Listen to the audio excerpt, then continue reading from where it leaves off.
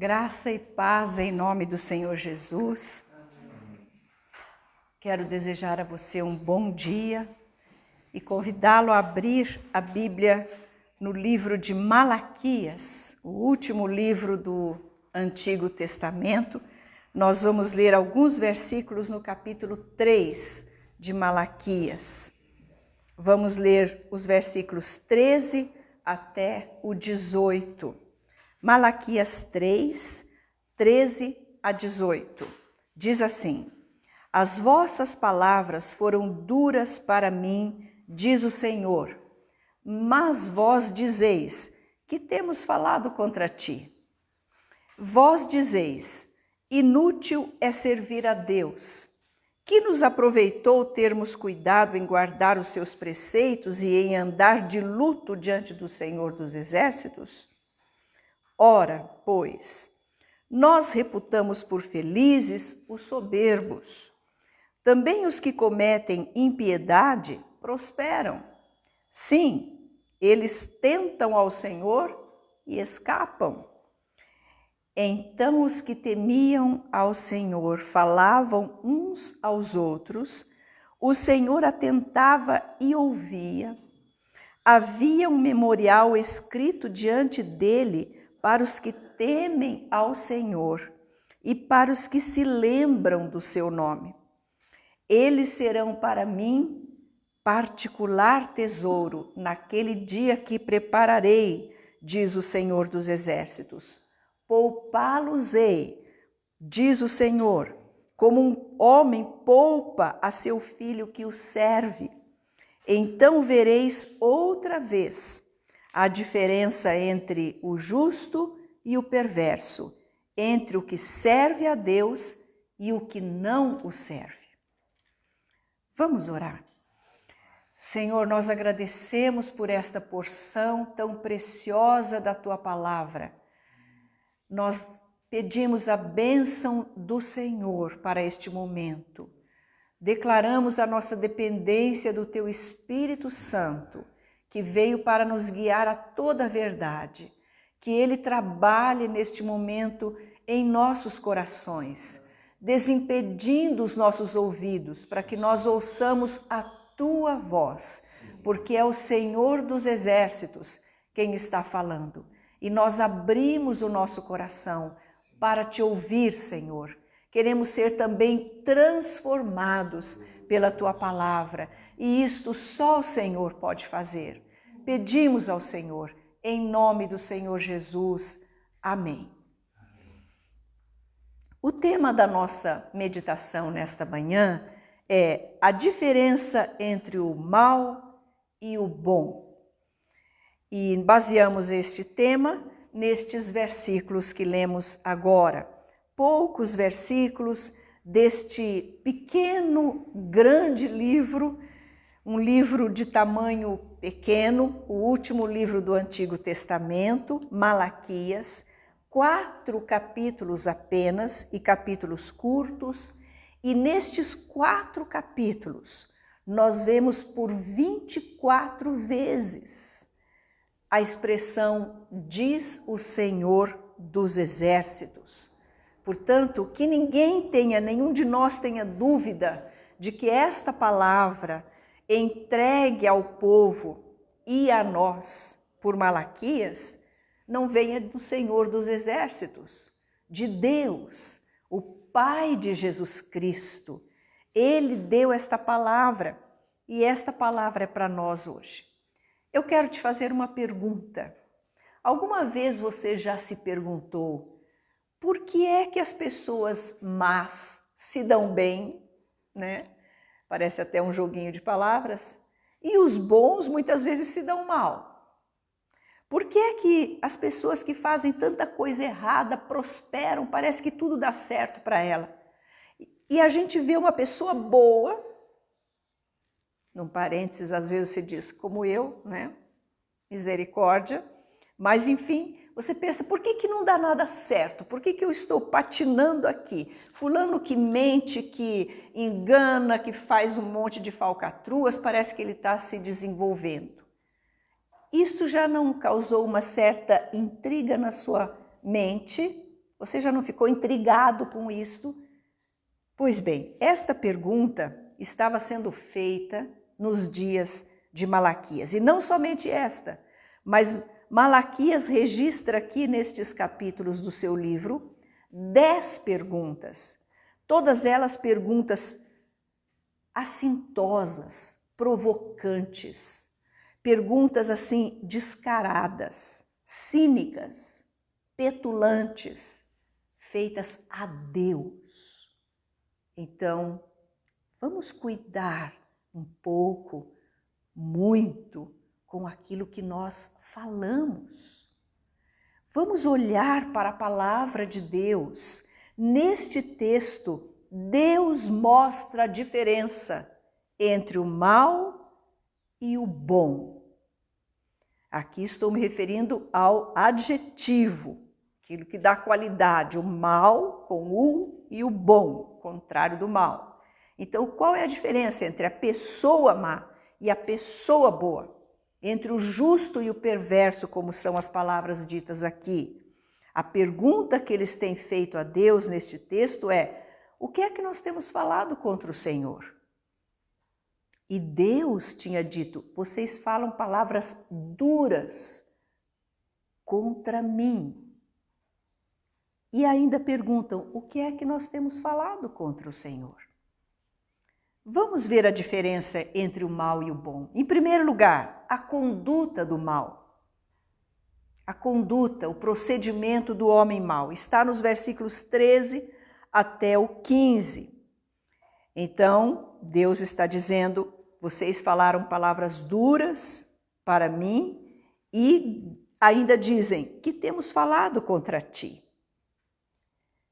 Nós vemos aqui, primeiramente, que a pessoa má fala contra Deus e nem se toca, nem se dá conta, ou seja, não tem noção, ou não quer ter noção, não quer ter consciência de que ela está falando contra o Criador de todo o universo.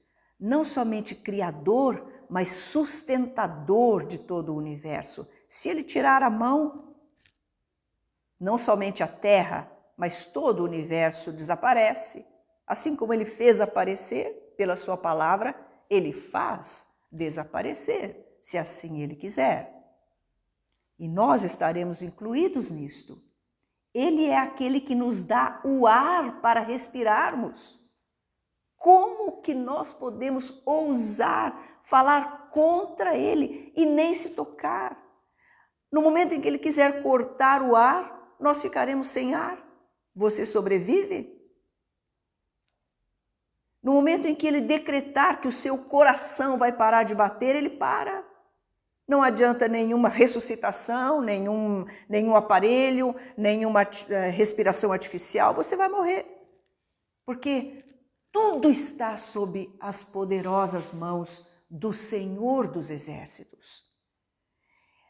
Seguindo a leitura aqui, no versículo 14, vós dizeis, Deus está falando, inútil é servir a Deus, que nos aproveitou termos cuidado em guardar os seus preceitos e em andar de luto diante do Senhor dos Exércitos.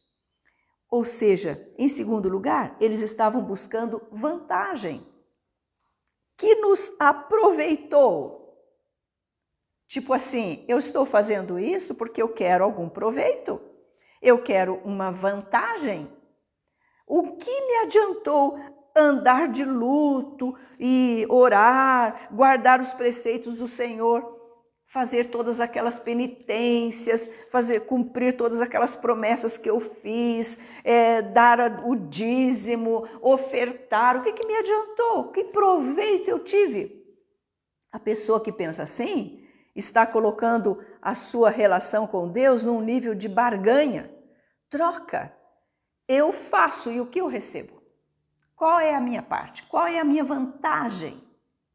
Era esse o pensamento, a intenção dessas pessoas que perguntavam cinicamente: o que nós temos falado contra o Senhor? E mais, verso 15: ora, pois, nós reputamos por felizes os soberbos, Também os que cometem impiedade prosperam. Sim, eles tentam ao Senhor e escapam. Será que escapam? Será que essa prosperidade é legítima? É duradoura?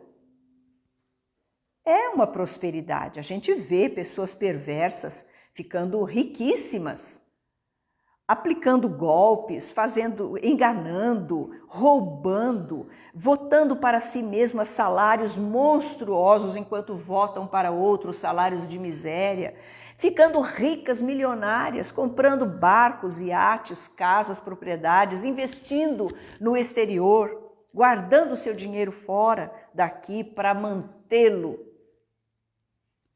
e desfrutar dele. Só que essas pessoas podem comprar grandes iates, grandes propriedades, mas não compram alegria, porque a alegria não está à venda por preço nenhum. A alegria verdadeira é fruto do Espírito Santo de Deus e só tem quem tem o Senhor Jesus Cristo. Essas pessoas podem comprar, podem ter os melhores planos de saúde, podem ser tratados nos melhores hospitais do mundo, daqui, do exterior, mas não podem comprar a saúde.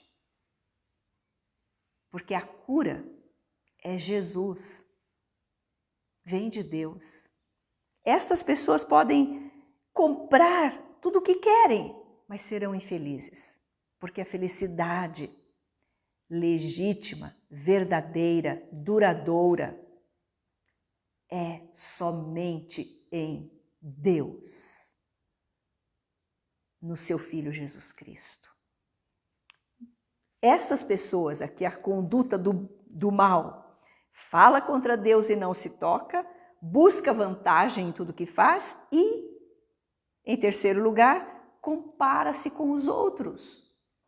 Como é que são os perversos? A gente tem esses perversos por felizes, porque esses soberbos por felizes, porque eles são soberbos, são orgulhosos, mas estão se dando bem. Olha, ele passou no vestibular, olha, ele fez faculdade na melhor escola, ele tem isso, tem aquilo outro, eles é que são felizes. Eles prosperam, essa prosperidade, ela é muito frágil. Num piscar de olhos, ela pode se acabar. Porque a verdadeira prosperidade não se tem com dinheiro. A verdadeira alegria não se tem com dinheiro algum. Vimos a conduta do mal. E a conduta do bom? Está no versículo 16. Há uma mudança radical entre o 15 e o 16.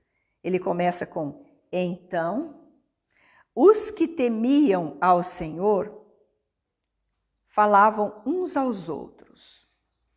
O Senhor atentava e os ouvia. Aqui nós já aprendemos a conduta do bom. Como ponto número 2, a conduta do bom. A conduta do bom qual é? Ele teme a Deus. Os que temiam ao Senhor. Ele tem temor de Deus. No Salmo número 14, é descrita ali a situação do mundo atual. Começa com: diz o nécio no seu coração, não há Deus. Você conhece algum nécio do nosso tempo? Recentemente, um figurão disse, que ele é anti-Deus. Vamos aguardar. A história está em curso, está acontecendo, Então, temiam a Deus. Não somente admite a sua existência, mas tem temor a Ele. Esse salmo que eu citei há pouco, número 14, declara uma série de coisas tremendas acontecendo e termina com uma expressão tremenda. Diz assim: não há temor de Deus. Estas coisas que acontecem ao nosso redor, muitas delas, essas injustiças, essas falações, mentiras correndo como se fossem verdades, injustiças e opressão do mais forte sobre o mais fraco. Isto tudo tem uma razão: falta do temor de Deus. Quando nós falamos contra uma autoridade, é falta do temor de Deus.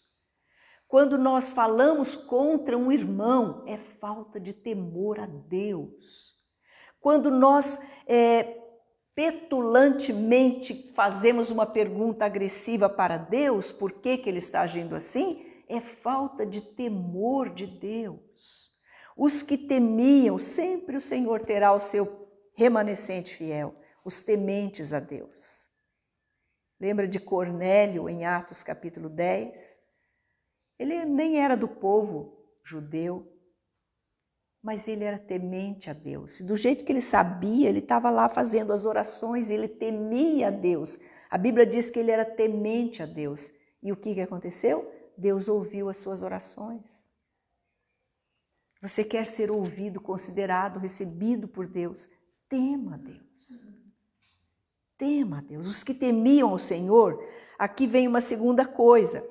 Eles têm comunhão uns com os outros e com Deus. Por quê? Falavam uns aos outros. Não é uma ilha, um mudo, ou um que não escuta o outro, só ele fala. Não, há uma reciprocidade, há uma comunhão entre os que temem ao Senhor.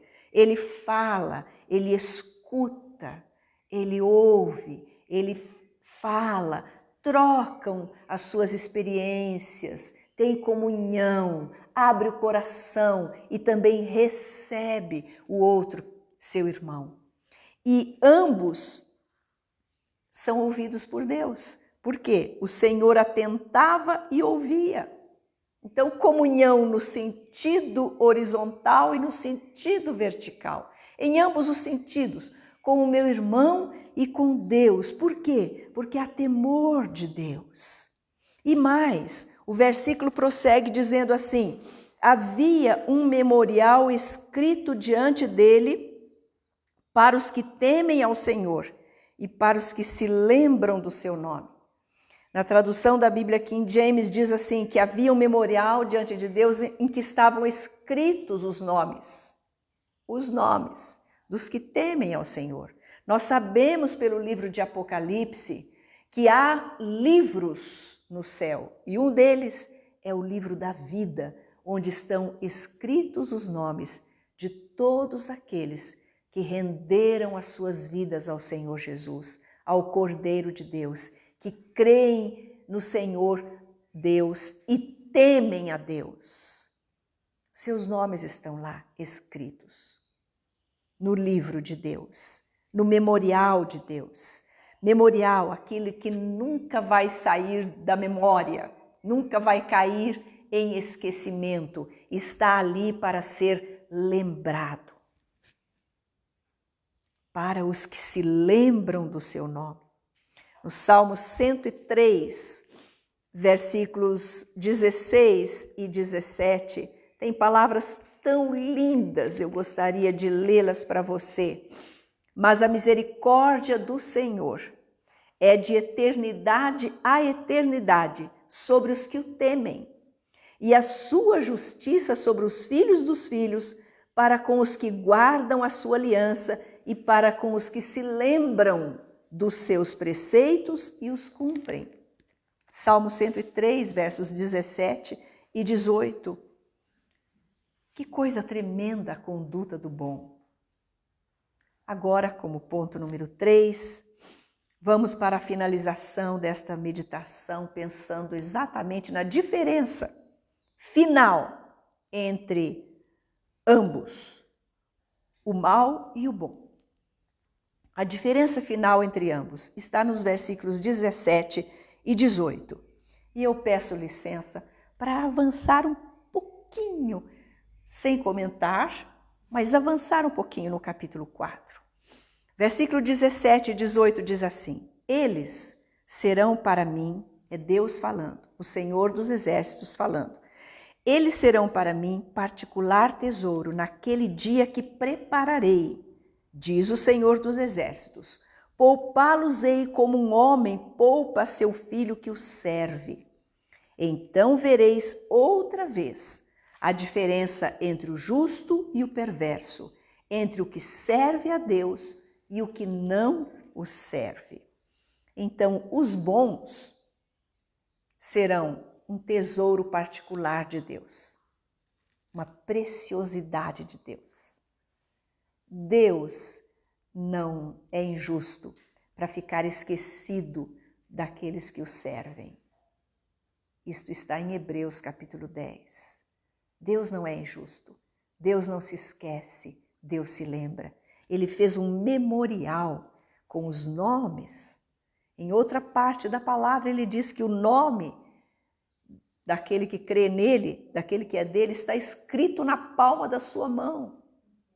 Ele não esquece. Seremos essas pessoas que temem a Deus, são tesouro particular de Deus. São poupados como um pai. Que figura de ternura que tem aqui.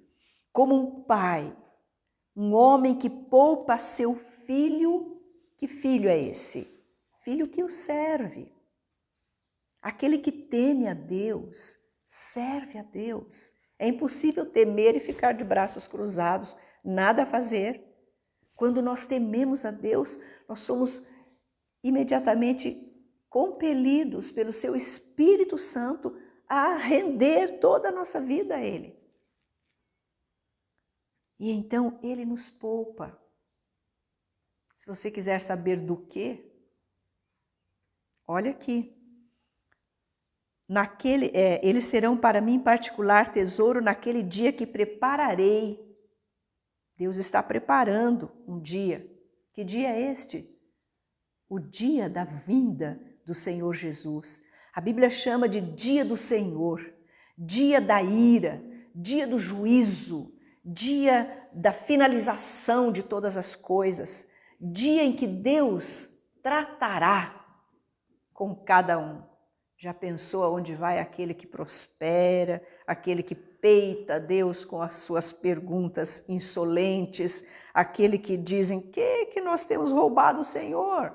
E aquele que diz em que temos desprezado o Senhor, o teu nome? Aquele que diz, o Senhor tem nos amado de que jeito? Por que os maus prosperam? Esse, você imagina, está aqui, não precisa imaginar, só saber o que acontecerá.